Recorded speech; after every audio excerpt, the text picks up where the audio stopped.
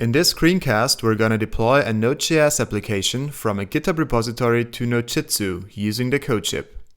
I've got a simple Node.js application called Codefish, which contains some Jasmine specs. If you want to follow along these setup steps on your computer, just fork the repository. We're going to deploy this application to Nodejitsu using the Codeship. Let's sign in to the Codeship with GitHub. The Codeship needs access to our GitHub repositories to be able to set them up.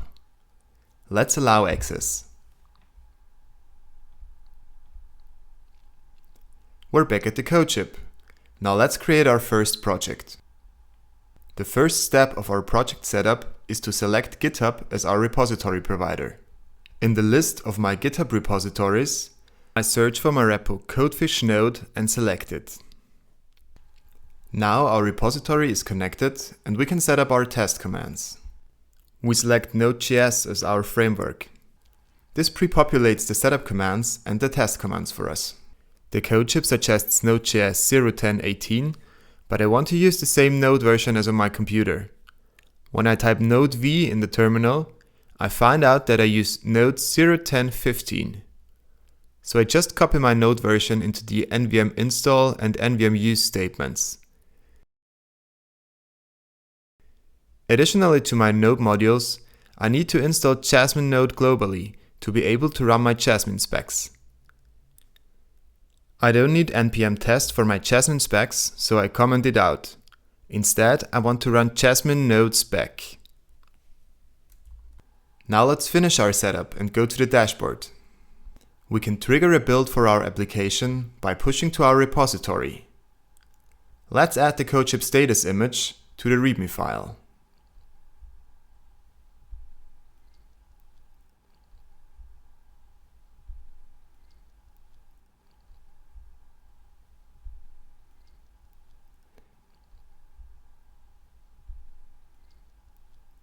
Now let's commit and push this change.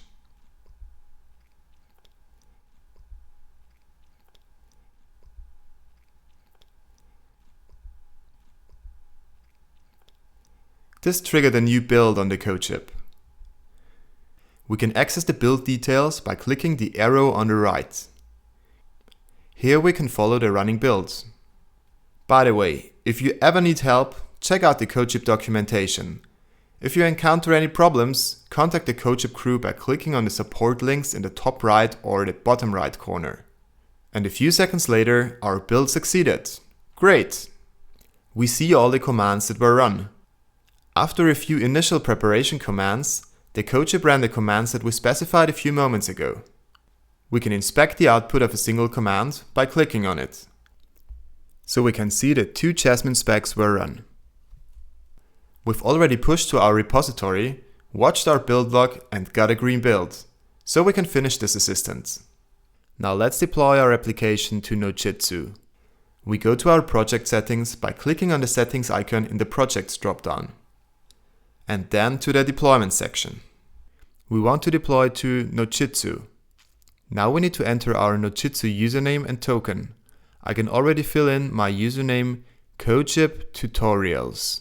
To generate my Nodejitsu token, I run jitsu tokens create Codeship on the terminal. I copy the token and insert it into my Codeship deployment configuration. Now let's save our deployment configuration. From now on, the Codeship will deploy our application to Nodejitsu every time we push to our GitHub repository. We still need to tell Nodejitsu which subdomain we want to deploy to and how to run our application. In our package.json file, we add subdomain codefish and a start script node start.js.